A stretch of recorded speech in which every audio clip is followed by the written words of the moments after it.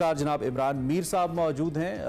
उनका तजिया हम शामिल करते हैं, उनसे पूछते हैं कि वो इस सारी सूरत हाल को कैसे देख रहे हैं और कितना मौसर देखते हैं उन पॉलिसीज़ को जो कि पिछले ऑलमोस्ट 12-13 महीनों में ये इस मौजूदा हुकूमत ने की हैं। मीर साहब, thank you very much for joining us. सुबह खैर, आप कैसे हैं? और बारिश ने ज़्यादा तो मुतासिर नहीं किया आपको और आपके आस पास को?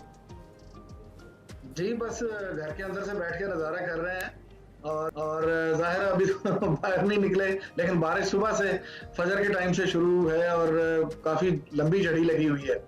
अच्छा, मैं आपकी बड़ी तवज्जो से बातें सुन रहा था। आपने बड़ा कंप्रिहेंसिव, मेरा ख्याल है आपने कोई खबर नहीं छोड़ी, सारी चीजों का अहाता कर दिया, सारी सियासत के गिर्द, मौसम के गिर्द सारी चीजें आपने घुमा दी।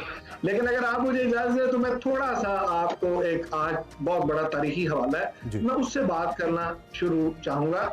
आज है 5 जुलाई। 5 जुलाई 1977 को हमारे यहाँ एक बहुत बड़ा मार्शल लगा था। ठीक।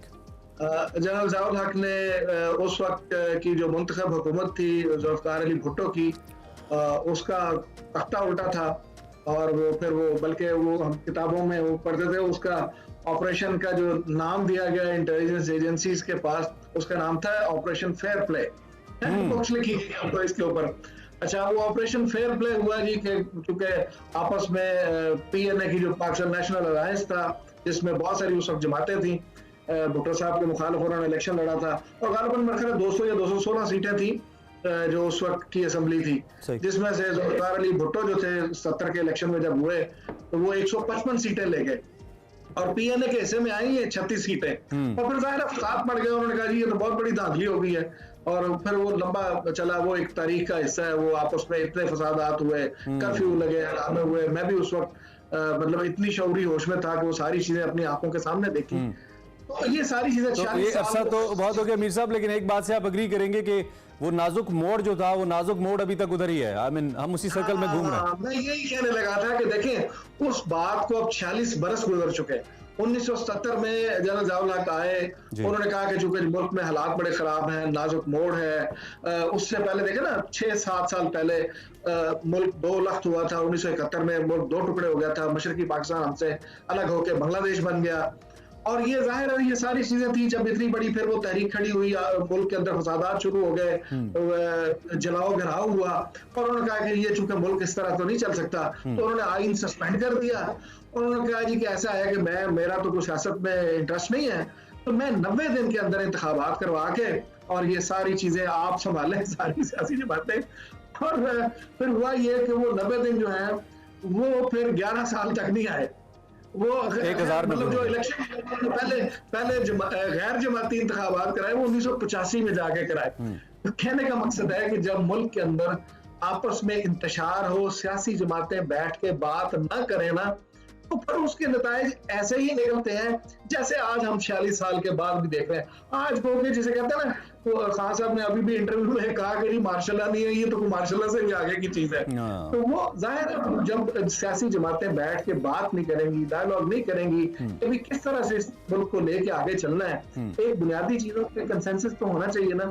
फिर उसका नतीजा यही निकलता है, चाहे वो जिसे कहते हैं खुला नंगा मार्शल आ जाए या कोई हाइब्रिड किस्म की ये रजीम आ जाए, जिस तरह से हम पिछले काफी अरसे से देख रहे हैं कि आगे फ्रंट पे तो जाहिर है गवर्नमेंट ही होती है, लेकिन जैसे खान साहब अपने बारे में कहते थे कि जी फ्रंट पे तो मैं था, गवर्नमेंट को और चला रहा था। तो आज भी इसी तरह से हम देखते हैं कि चीजें क्या है, सियासी जमातें हैं, 13-14 जमातें हैं, लेकिन कुछ भी नहीं नजर आता। अब बाकी जितना सिनेरियो आपने मंजर खींचा, जरा आप उसी रोशनी में देख लें। अब देखें इन 46 सालों में क्या हुआ। 11 साल ज़ियाउल हक साहब ले गए उस मार्शल में। फिर 1999 में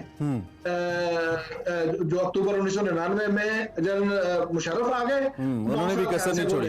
चलें मीर साहब, आपसे जब बात हो रही है, हमने शुरू में जो कि बारिश का तस्करा किया, तो हमारी जो को एंकर हैं वो भी इस बारिश से मुतासरा इतनी पड़ती हम तक पहुंच गए। सर जस्ट हमारे साथ इस वक्त मौजूद हैं जी अनला हसन साहिबा, उनको हम इमरान मीर साहब आपकी इजाजत से वेलकम भी करते हैं। बहुत शुक्रिया आपका इमरान। मैं बारिश में डूबती डूबती पहुंच गई भाई, हम खिराज तहसीन पेश करते हैं। लिटरली पता है मेरी जिंदगी के इतने छोटे से जो 6-7 इयर्स का करियर, जिंदगी में पहली बार हुआ है कि मैं टाइम पे नहीं हुई और उसमें आपकी कोई गलती नहीं है। दूसरी जानिब ये कि अगर आप 10 मिनट पहले इनकी हालत देखते और अब the way we are here, so मेरे ख्याल में मीर साहब बतौर सीनियर सहाफ़ी आपने तो फील्ड रिपोर्टिंग बहुत की है, अर्मला ने भी की है, मैंने फील्ड रिपोर्टिंग बहुत कम की है, लेकिन ये समझ सकते हैं कि भी हमारा काम बहुत मुश्किल है, आसान नहीं है। सो अर्मला आप ठीक है, खैरियत से? बिल्कुल ठीक हूँ, आप लोग खैरियत से? Thank you very much Imran Mir साहब। अभी आप लोग जो थोड़ी बहुत बात कर रहे थे मेरी समझ में भी आई, और साथ साथ ये जो मौशी सूरत हाल की हम बात कर रहे थे, इसहाक डार साहब ने बड़े कल जब से IMF से हमारा मुआहदा तकमील के मराइल में पहुंचा है, बड़ी उन्होंने दावे कर दिए, तरक्की की राह पे गामजन हो गया है, महंगाइयाँ कम हो गई हैं,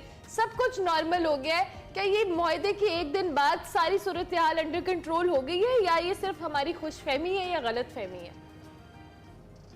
देखिए ये खुशफहमी है ना, अगर तो ये हो ना मुस्तकिल, तो फिर देखिए जो हम जैसे लोग हैं, अब देखिए आप लोग माशाल्लाह यंग लोग हैं, आप आगे अल्लाह ताला आप लोगों को लंबी जिंदगी दे, आप ये देखें सारी चीजें और जिंदगी की सारी चीजें बाहर देखें। हम लोग देखिए अपनी उम्र का ज्यादा हिस्सा कंज्यूम कर चुके हैं, हमने जो पिछले 50 साल में देखा वो चीजें इसी तरह से तमाशा लगाए हुए देखा। मैंने अभी इमरान से मैं जिक्र कर रहा था कि 46 सालों में 20 साल तो हमने माशाल्लाह में गुजारे, और जो 26 साल बनते हैं उनके अंदर अगर आप देखें तो बहुत ज्यादा हुकूमतें बनी और टूटी हैं। मतलब 1985 से शुरू हो जाए 3 साल की चली, 88 में शुरू हो जाए 1.5 साल की उम्र की, फिर 90 में चले गए 2.25 साल उम्र चली, यानी ये 2.25 साल 3 साल। पहली दफा मेरे ख्याल है जो 5 साल हुकूमत पूरी की थी वो सरदारी साहब की गवर्नमेंट ने पूरी की थी।